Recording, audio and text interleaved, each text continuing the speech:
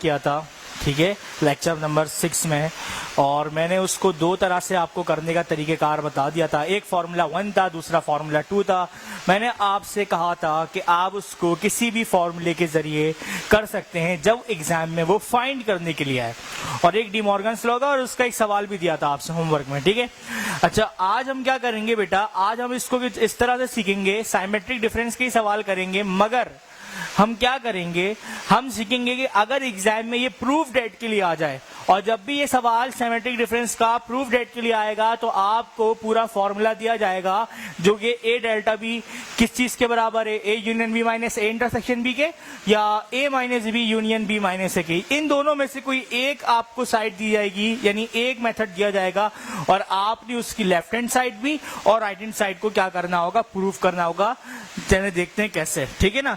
आज हम symmetric difference का सवाल कर रहे हैं, ठीक है, और इसके अलावा आज क्या हम टॉपिक करेंगे, एक मोस्ट इंपॉर्टेंट मतलब टॉपिक है एमसीक्यूज के लिहाज से, वो है बेटा हमारे पास कार्टेशियन कोऑर्डिनेट सिस्टम, जिससे हम ये सीखेंगे कि कोई भी पॉइंट हमारे पास जो है वो किस तरह क्वाड्रेंट में लगता है और किस तरह कौन से क्वाड्रेंट में लाई करता है, ये सब काम हम आज सीखेंगे, ठीक है। तो अभी हम स्टार्ट लेते हैं, एक सवाल देखते हैं प्रूफ डेट का साइमेट्रिक डिफरेंस में।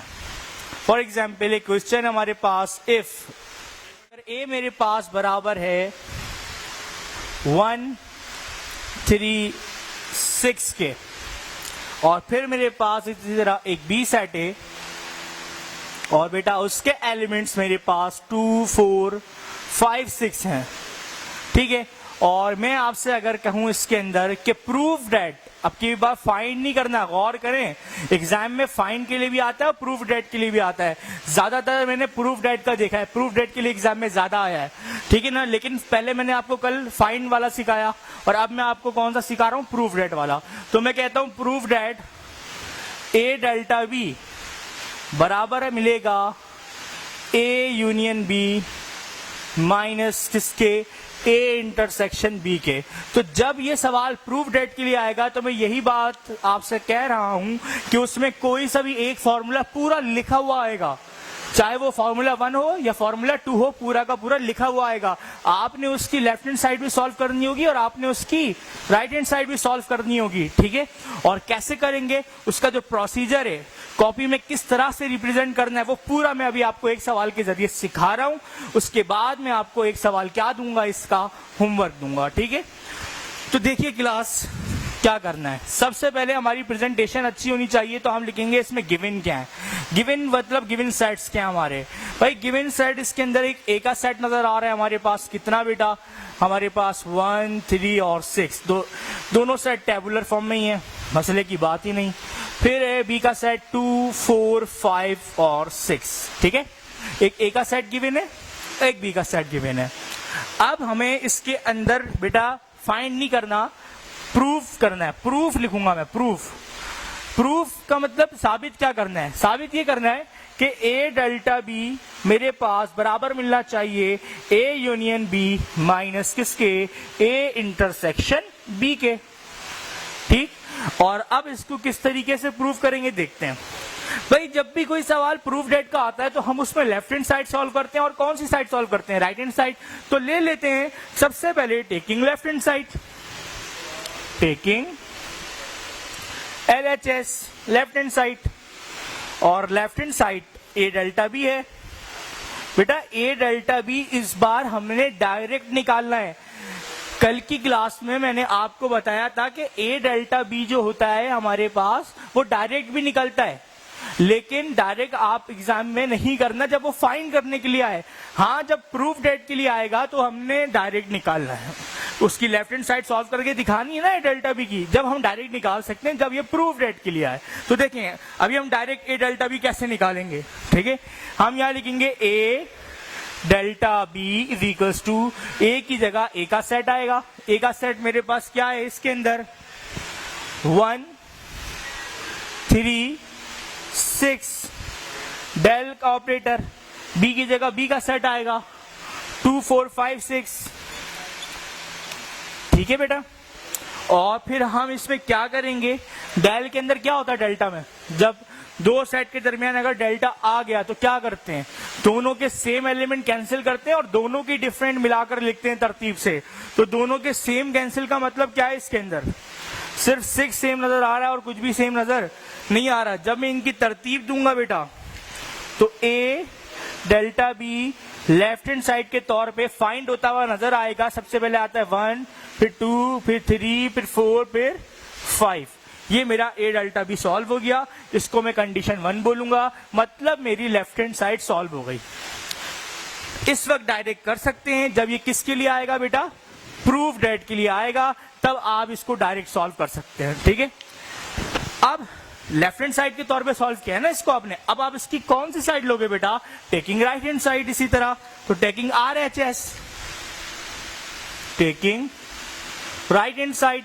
अगर राइट हैंड साइड का रिजल्ट, राइट हैंड साइड क्या है, A union B minus A intersection B, अगर इसका रिजल्ट भी यही आ गया जो लेफ्ट हैंड साइड का है तो सवाल प्रूव होना है जरूर। तो टेकिंग RHS, और RHS मेरे पास है बेटा इसके अंदर A union B minus A intersection B। ठीक है, अब इसके लिए जाहिर सी बात है, जब कोई दो चीजें फाइंड करके माइनस करवानी होती है हमने, तो उसके अंदर वर्डिंग्स आती हैं। सबसे पहले आती है फर्स्ट वी फाइंड, फिर सेकंड वी फाइंड। इसके लिए मैं क्या लिखूंगा, first we find A union B, और इसके लिए मैं क्या लिखूंगा, second we find A intersection B, और फिर नाउ वी फाइंड के अंदर मैं इन दोनों सेट्स को क्या करवा दूंगा, माइनस करवा दूंगा। तो मेरी राइट हैंड साइड भी सॉल्व हो जाएगी। तो चलिए सबसे पहले फर्स्ट वी फाइंड करते हैं। इसके अंदर first we find A union B। ठीक है, A यूनियन B करने जा रहे हैं। A की जगह A का सेट आएगा। A का सेट बेटा इसमें नजर आ रहा है 136, ये आ गया भाई 136। और फिर यूनियन B की जगह B का सेट आएगा 2 4 5 6, 2 4 5 6। यूनियन में क्या करते हैं बेटा, तरतीब से लिखते हैं। तो जब हम इसकी तरतीब देंगे तो आएगा 1 2 3 4 5 6। ये अभी हमारे पास A यूनियन B फाइंड हो गया। इसी तरह से सेकंड वी फाइंड हम करेंगे इसके अंदर क्या, A इंटरसेक्शन B। तो वर्डिंग आ जाए, सेकंड वी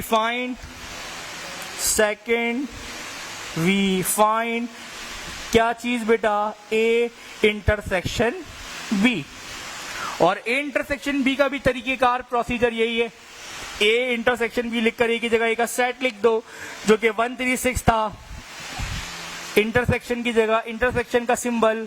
अब किसका सेट आएगा बेटा इसके अंदर हमारे पास, अब इसके अंदर हमारे पास B का सेट आएगा। B का सेट क्या है मेरे पास, 2 4 5 6 है, यही है ना, B का सेट 2 4 5 6।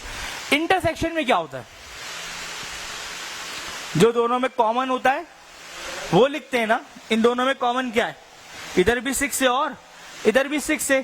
तो इसका मतलब A इंटरसेक्शन B मेरे पास फाइंड होता हुआ फिलहाल नजर आ रहा है, दोनों में कॉमन 6 है।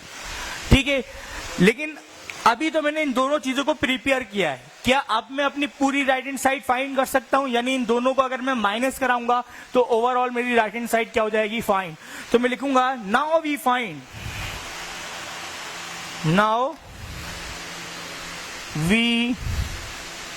फाइंड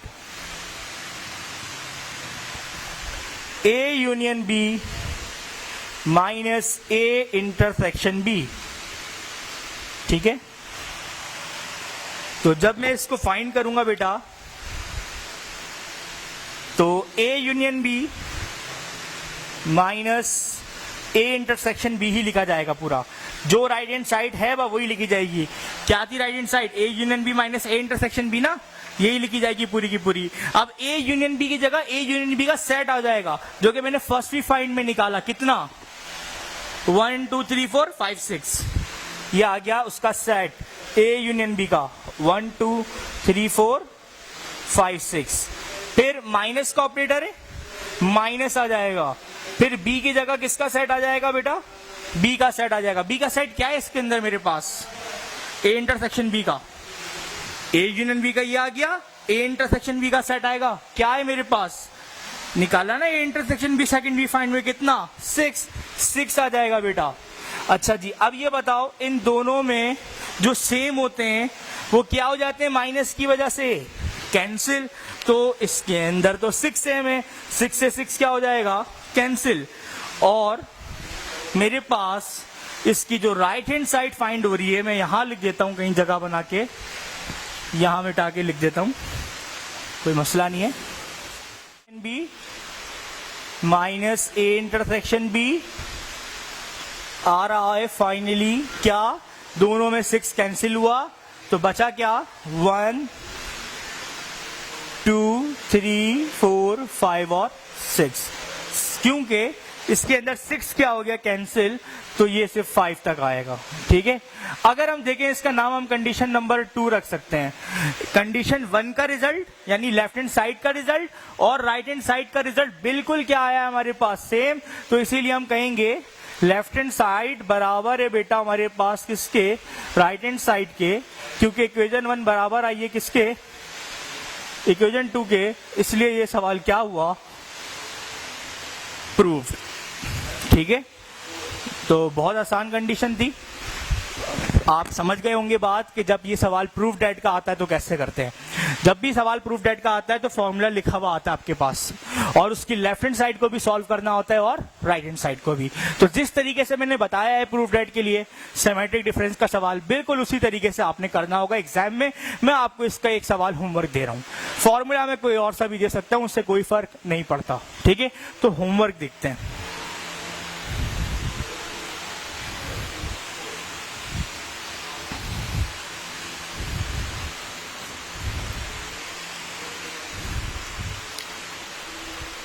होमवर्क इसका ये है कि लेट कर लो एक ए सेट ए बी सी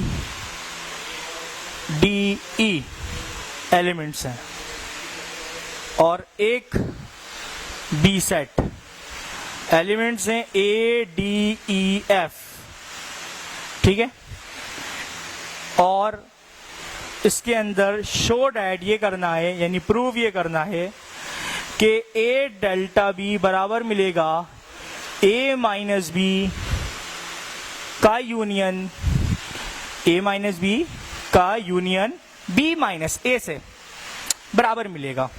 ये हमारा सवाल है बेटा जो आपने होमवर्क के तौर पे लाजमी करना है, इसे नोट डाउन कर लें। ठीक है, और फिर हम आगे बढ़ते हैं। अभी पहले आप इसको नोट कर लें और ये लाजमी करना आपने। ठीक है, अब जो हमारा नेक्स्ट टॉपिक होगा उसकी तरफ मैं आ रहा हूं। नेक्स्ट टॉपिक है बेटा हमारा कार्टेशियन कोऑर्डिनेट सिस्टम।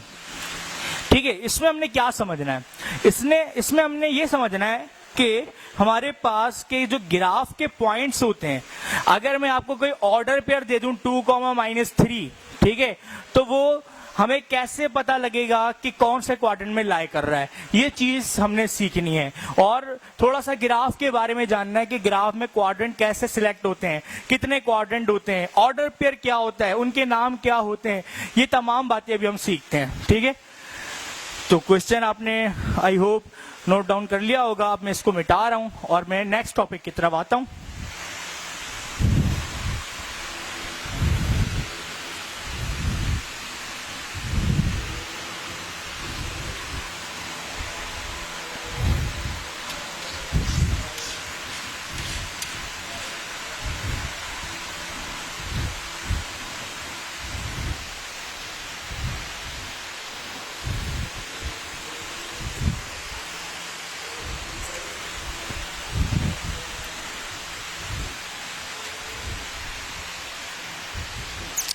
ठीक है क्लास, तो हमारा जो नेक्स्ट टॉपिक है वो है कार्टेशियन कोऑर्डिनेट सिस्टम।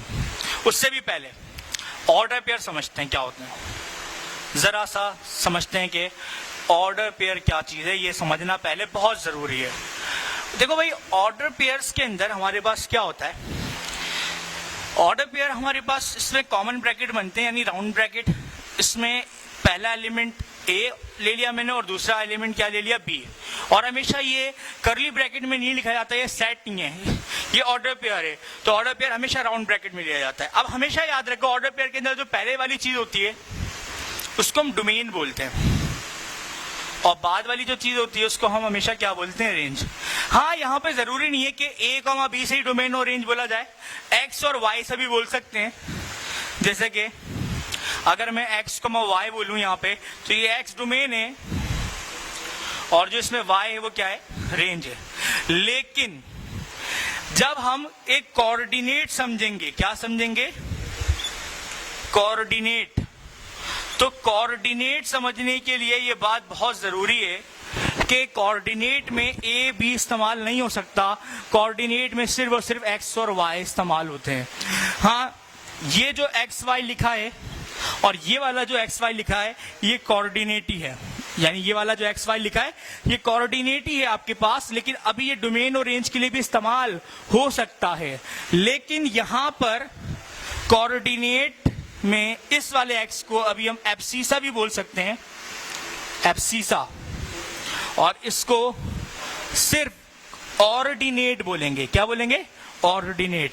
मतलब कि जब इसका आपके पास ऑर्डर पेयर में कोई बड़ा सवाल बनता है तो उस वक्त हम इसको डोमेन और रेंज के नाम से नहीं जानते, उसको उस वक्त हम एब्सीसा और ऑर्डिनेट के नाम से जानते हैं, ठीक है।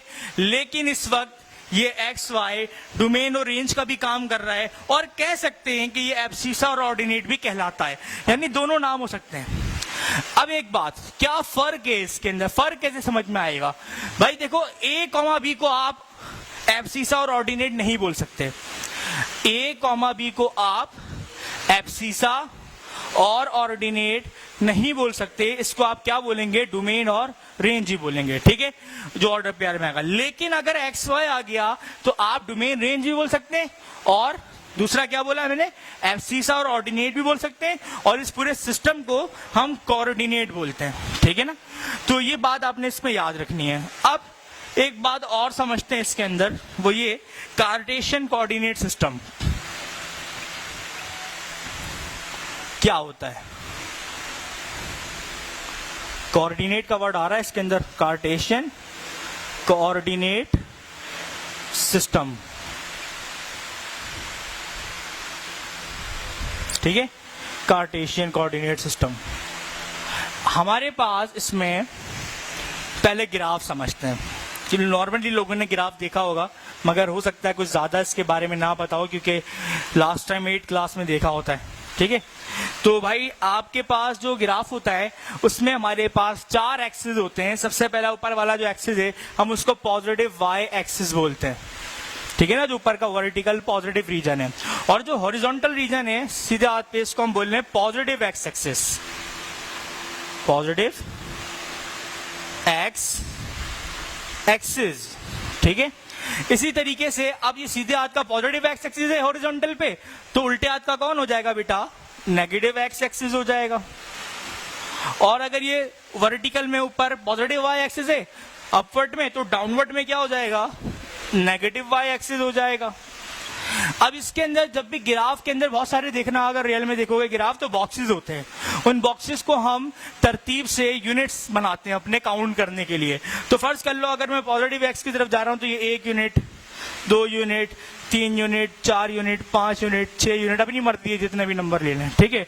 इसी तरह पॉजिटिव वाई की तरफ जा रहा हूं, सारे नंबर पॉजिटिव होंगे, 1 2, सेम गैप से 3 4 5 6, और अगर मैं नेगेटिव रीजन में जा रहा हूं तो -1, -2, -3, -4, -5, -6। इसी तरह मैं नेगेटिव वाई एक्सिस की तरफ जा रहा हूं, सेम -1, -2, -3, -4, -5, -6। ये इक्वल स्पेस से हमारे पास यूनिट काउंट करे जाते हैं, ठीक है ना, सब में स्पेस एक सा होता है। अब इसे मैं इसको रफ समझा रहा हूं ना।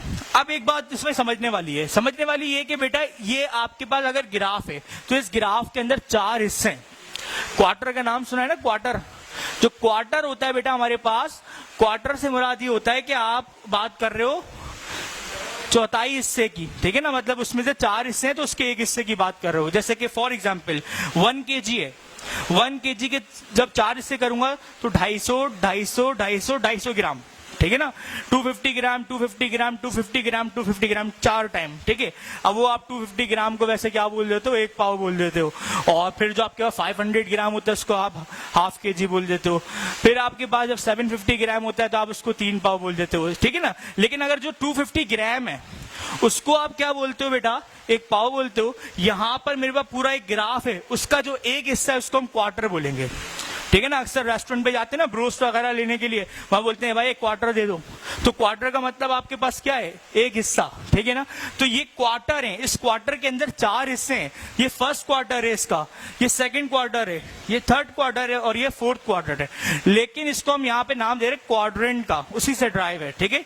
तो ये जो क्वार्टर है ये फर्स्ट क्वाड्रेंट है इसका, फर्स्ट क्वाड्रेंट, स्पेलिंग नोट करने, फर्स्ट क्वाड्रेंट, ठीक है। ये इसका कौन सा क्वाड्रेंट है, सेकंड क्वाड्रेंट है।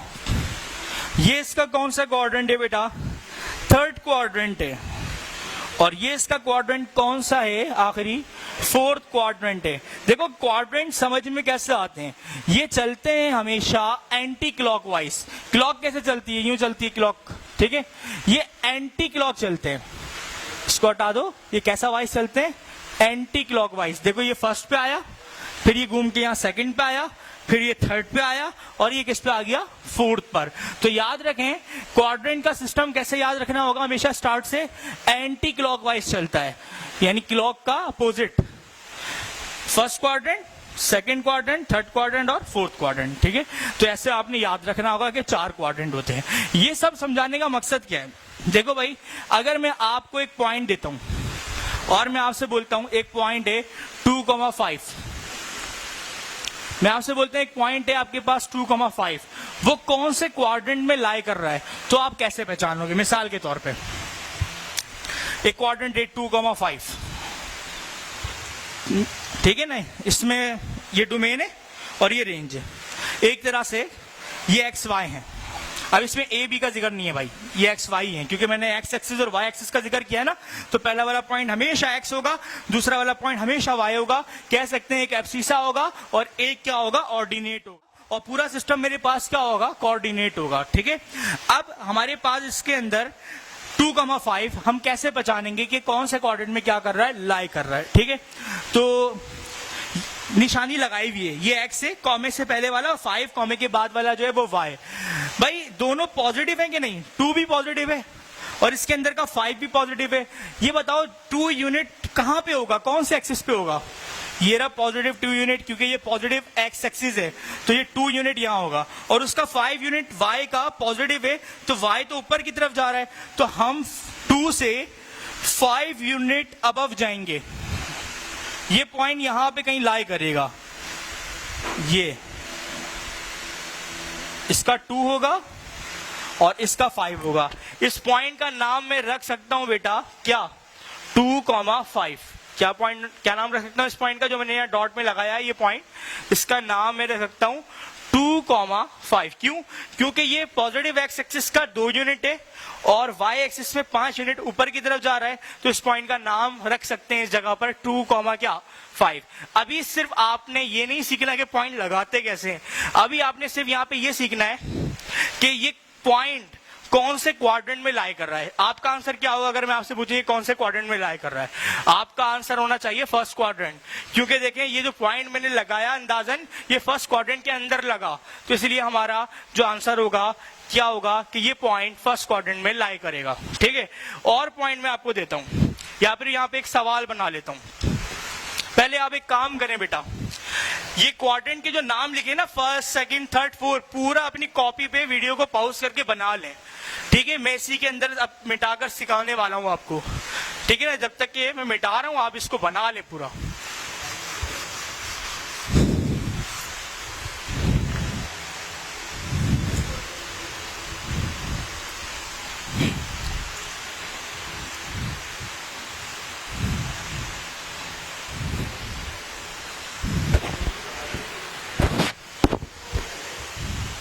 ठीक है स्टूडेंट्स, तो आप लोगों ने आई होप ये पूरा बना लिया होगा, और मैं इसके नाम मिटा रहा हूँ ताकि गिच पिच ना हो ना यार, वरना समझ में नहीं आएगी ना बात थोड़ा सा। तो ये मैं वक्ती तौर पे ये मिटा रहा हूं। अब आपको पता होना चाहिए, मैंने मिटा दिया, आपके पास होगा यहाँ फर्स्ट लिखा होगा, यहाँ सेकंड लिखा होगा, यहाँ थर्ड लिखा होगा और यहाँ फोर्थ लिखा होगा। मैं यहाँ पर ये बताना चाहता हूँ कि इसका सवाल कैसे पूछा जाता है एमसीक्यूज में। तो इसका सवाल ऐसा है एमसीक्यूज के लिहाज से, 2, -3 lie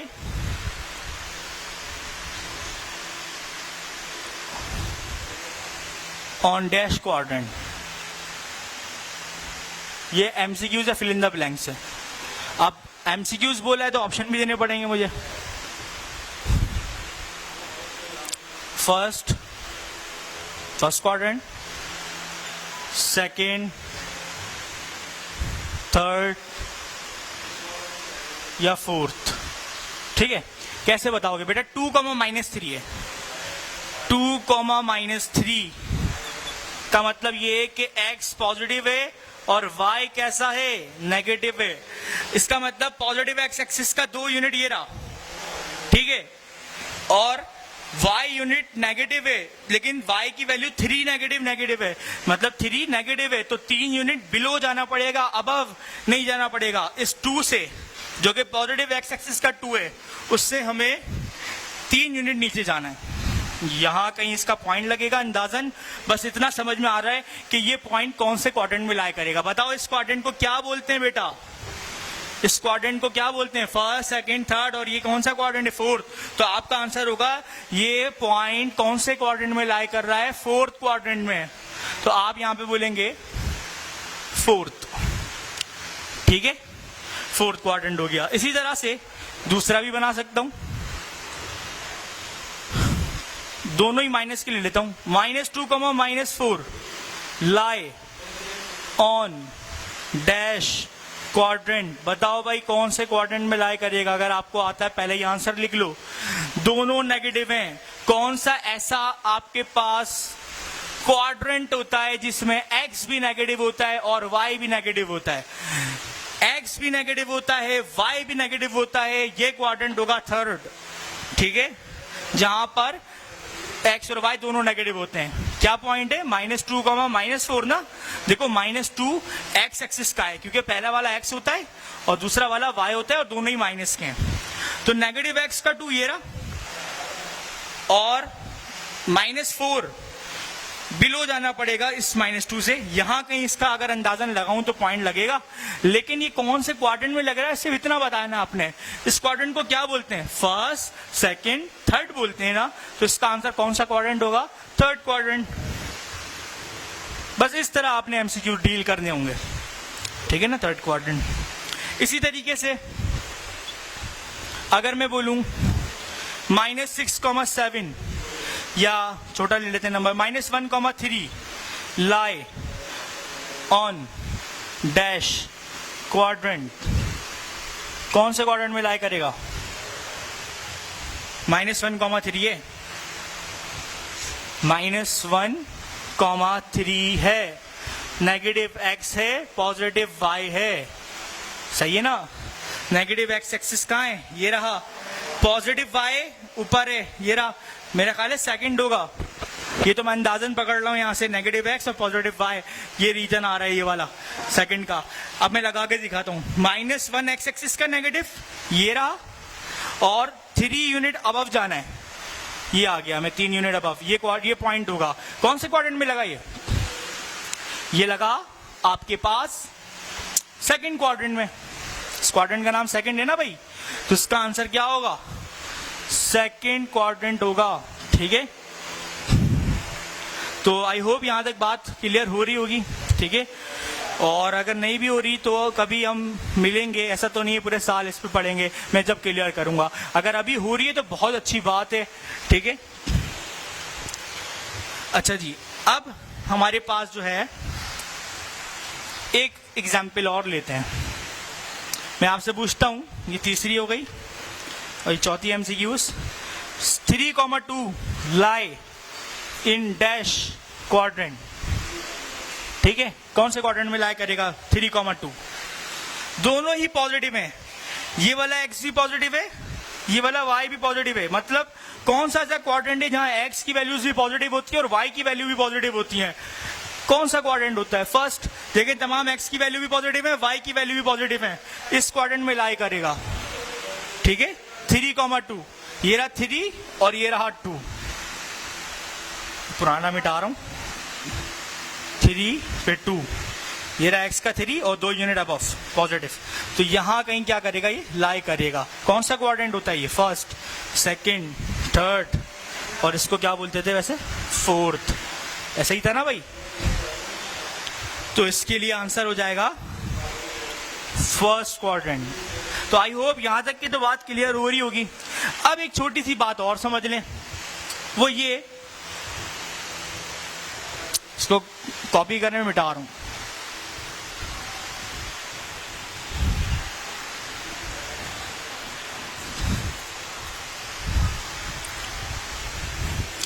अगर इस x और y के ऑर्डर पेयर में कोई भी एक वैल्यू 0 आ जाए तो कैसे पता लगेगा कि आपके पास पॉइंट कौन से क्वाड्रेंट में लगेगा? ठीक है, एक बात समझ लें, ये जो सेंट्रल पॉइंट होता है ये 0 होता है। सेंट्रल पॉइंट क्या होता है बेटा? 0। यानी इस सेंट्रल पॉइंट की वैल्यू होती है 0,0। क्या होती है? 0,0। इसको हम ओरिजिन बोलते हैं, जहां x भी 0 होता है और y भी 0 होता है। इसको हम क्या बोलते हैं? ओरिजिन, ORIGIN, ठीक है, ओरिजिन बोलते हैं। ये बात नोट कर लें फौरन, ठीक है। तो खैर, अब मैं आपसे कुछ ऐसा MCQs पूछने लगा हूं कि जिसमें एक वैल्यू कोई 0 होगी, ठीक है। लेकिन अगर आपके पास MCQs आ जाए कि 0,0 क्या है, तो उसका आंसर याद रखें क्या होता है? ओरिजिन होता है, जब दोनों ही वैल्यू 0 हो, फिर ऑप्शन दिया जाता है ओरिजिन का। अभी एक MCQs ऐसा है आपके पास, 0,-3 लाई ऑन डैश, ठीक है। ये पॉइंट कहां लाई करेगा? ऑप्शंस हैं, फर्स्ट क्वाड्रेंट, सेकंड क्वाड्रेंट, और तीसरा ऑप्शन पॉजिटिव एक्स एक्सिस, और चौथा ऑप्शन नेगेटिव वाई एक्सिस। कहां लाई करेगा? देखो भाई, क्वाड्रेंट किसे बोलते हैं? ये जो लाइन है ना, ये जो आपको ब्लैक में लाइन नजर आ रही है जिसपे मैंने पॉइंट लिखे हुए हैं 1 2 3 4 5 6, ये पूरी लाइन एक्सिस कहलाती है। क्या कहलाती है? एक्सिस। अब ऊपर वाला पॉजिटिव वाई एक्सिस, नीचे वाला नेगेटिव वाई एक्सिस, और ये जो हॉरिजॉन्टल लाइन है सीधे हाथ वाला पॉजिटिव एक्स एक्सिस और लेफ्ट साइड वाला नेगेटिव एक्स एक्सिस, ये एक्सिस होती हैं। एक्सिस के जो बाद का रीजन बनता है उसे क्वाड्रेंट बोलते हैं। या तो वो फर्स्ट होगा, सेकंड होगा, थर्ड होगा या फोर्थ होगा, ठीक। अभी बात ये है मेरे पास कि 0,-3, ये जो आपके पास एक पॉइंट है, ये कौन से क्वाड्रेंट में लाई कर रहा है? याद रखें अच्छी तरह से, अगर कोई भी वैल्यू एक 0 आ गई आपके पास, तो फिर आपका जो आंसर है वो कभी भी क्वाड्रेंट में लाई नहीं करेगा, उस वक्त आपका आंसर एक्सिस में होगा। जब भी मैंने यहाँ पे ऑप्शन एक्सिस के भी दिए हुए हैं। अब आपने ये पहचानना है कि कौन से एक्सिस में होगा, ठीक है। 0 पे -3, मैं इसके एक आसान सा तरीका बताता हूं आपको। देखें, 0 पे क्या है? -3। भाई ये तो 0 है, इसका तो कोई, इसको तो आप इग्नोर कर दें। ये 3 कौन सा है, बस ये सोचें, ये 3 प्लस का है कि माइनस का? माइनस का है ना।